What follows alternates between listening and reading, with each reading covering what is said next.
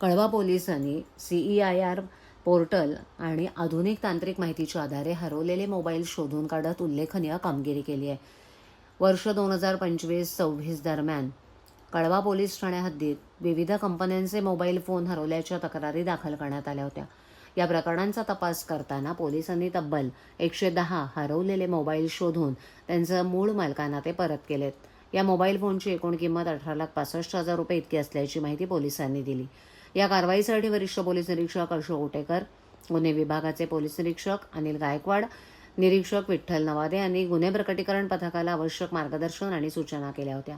या विशेष मोहिमेत पोलिसांनी विविध कंपन्यांचे मोबाईल जप्त करून ते त्यांच्या मालकांच्या ताब्यात दिले. त्यामुळे नागरिकांमध्ये समाधान व्यक्त होत आहे.